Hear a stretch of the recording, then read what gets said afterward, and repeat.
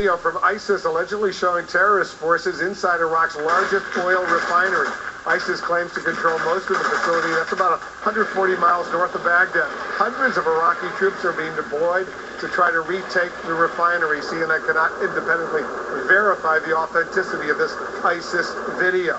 Let's dig deeper right now. Joining us, our CNN counterterrorism analyst, Philip Mudd. He's the author of the brand new book, The Head Game. Check it out. Also joining us, our intelligence and security analyst, Bob Baer, and CNN national security analyst, Peter Bergen. What do you make, Philip Mudd, of this ISIS claim that they're going after this major oil refinery? Iraq is an OPEC member, a major exporter of oil. If they take over these oil refineries, that's a big deal. It is, but what you've got to look back to when we were talking about this last summer, and we saw the ISIS onslaught through some Sunni province areas in northwestern Iraq. What we've seen within the past months, and the Pentagon is talking about it, is ISIS has been pushed back, not in Syria, but in maybe 20-25% of the area that they owned in Iraq.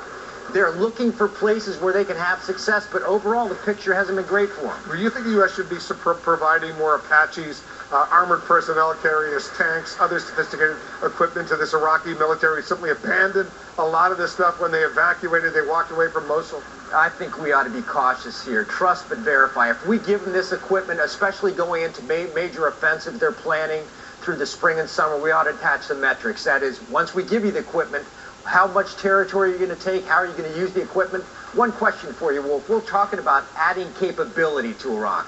The questions we will face in the coming months won't be about capability. They will be about will. Do the Iraqis want to proceed? Not do they have the equipment to proceed? When you see these ISIS guys driving around in American Humvees and tanks, it's pretty nauseating when you see that, all the sacrifice the U.S. made over the years in Iraq. Bob Baer, what do you make of this ISIS video, this release of this video? What does it signal to you? Because clearly they see it as propaganda.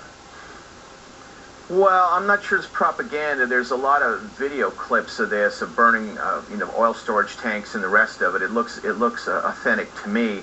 What we're seeing in ISIS is a guerrilla army. They withdrew from Tikrit, or didn't commit to it. Then they attacked Ramadi, 2 suburbs, took them, held them for a while, and then they turned their forces to Beji, which is an important, as you said, refinery, and they can move. They're very mobile. And they're certainly not done with this war.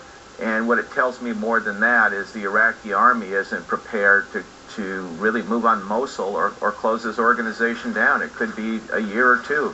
Or longer, who knows? Peter Bergen, other major development today, an AQAP leader, al-Qaeda in the Arabian Peninsula,